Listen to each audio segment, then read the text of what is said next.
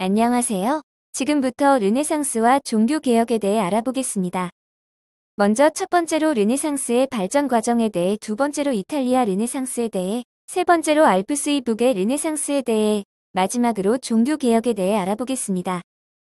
르네상스가 어떻게 발전했는지 알아보기 전 르네상스의 뜻부터 알아볼까요?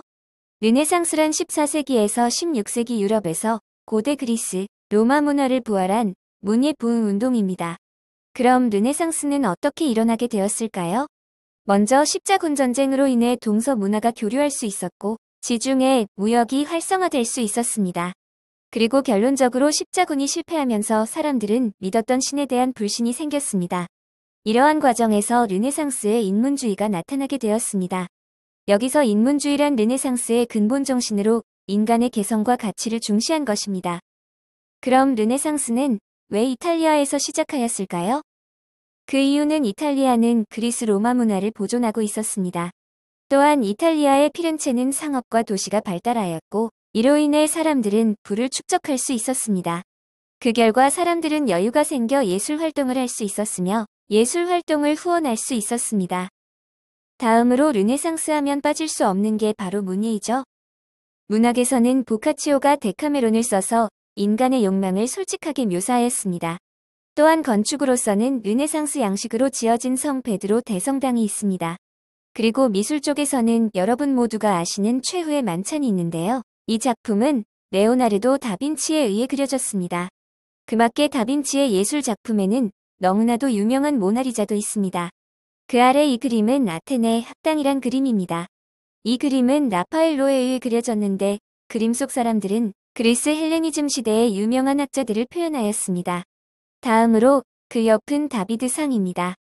다비드상은 인간 육체를 매우 아름답게 표현하였습니다. 이 조각상은 미켈란젤로에 의해 만들어졌습니다. 여기서 중요한 점은 예술의 대상이 신이 아닌 인간으로 변화한 점입니다. 그리고 과학에서는 코페르니쿠스와 갈릴레이의 지동설이 있습니다. 그동안 사람들은 지구가 중심으로 모든 천체가 돈다는 천동설을 믿고 있었습니다. 하지만 코페르니쿠스와 갈릴레이가 태양을 중심으로 지구가 돈다는 지동설을 주장하여 당시 사람들에게 큰 충격을 주었습니다.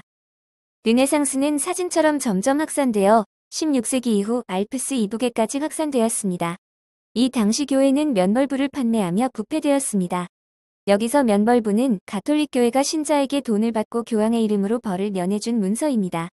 이렇게 부패된 현실사회와 교회를 사람들은 비판했습니다. 그중 에라스미스는 우신예찬을 통해 어리석은 세상을 풍자하였고, 토마스 모어는 유토피아를 통해 영국의 부패한 현실을 비판하고 이상세계를 묘사하였습니다. 그리고 세르반테스는 돈키호테를 통해 몰락해가는 중세기사를 풍자하였는데, 이것은 중국의 화약과 연관이 있습니다. 중국의 화약이 아랍, 이슬람 상인들에 의해 유럽으로 전해지며 유럽 사람들은 이것을 더 발전시켰고, 이로 인해 중세기사는 점점 몰락해갔습니다. 다음으로 종교개혁에 대해 알아보겠습니다. 이 당시 사람들은 부패한 교회를 개혁의 대상으로 여겼습니다. 독일의 신학자인 루터는 95개조 반박문을 발표해서 진심으로 회개하면 면벌부가 없어도 벌을 면할 수 있다고 주장하였습니다. 칼뱅은 예정설을 발표했는데, 예정설이란 인간의 구원은 이미 정해져 있으므로 구원을 믿고 오직 성서에 따라 생활해야 한다는 주장입니다. 또한 칼뱅은 근면과 절약을 강조하여 상공업자들에게 지지를 받았습니다. 영국에서도 종교개혁이 일어났습니다. 당시 헨리 8세 왕은 이혼을 하려고 했습니다. 하지만 교황청은 이를 거절했고, 화가 난 헨리 8세는 교황청과의 관계를 끊고 국왕이 영국 국교회의 수장임을 알렸습니다. 이 일로 전국의 수도원이 해산되었고, 수도원의 토지에 재산이 몰수당했습니다. 30년 전쟁은 구교와 신교가 서로 대립한 전쟁입니다. 이 전쟁은 독일 인구의 약 800만 명을 사망하게 했다고 합니다. 이 전쟁은 베스트팔렌 조약이 맺어지며 끝났습니다. 이 조약으로 사람들은 칼뱅파 루터파 가톨릭 중 한 개를 선택할 수 있는 종교의 자유가 허용되었습니다.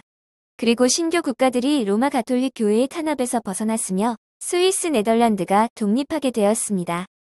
다음으로 종교개혁에 큰 도움을 준 구텐베르크의 활판 인쇄술에 대해 알아보겠습니다. 구텐베르크의 활판 인쇄술은 종교개혁에 매우 큰 영향을 주었습니다. 종교개혁의 정신을 시간과 공간의 한계성을 벗어나도록 해 종교개혁이 더 빠르게 유럽 전역에 퍼질 수 있었습니다.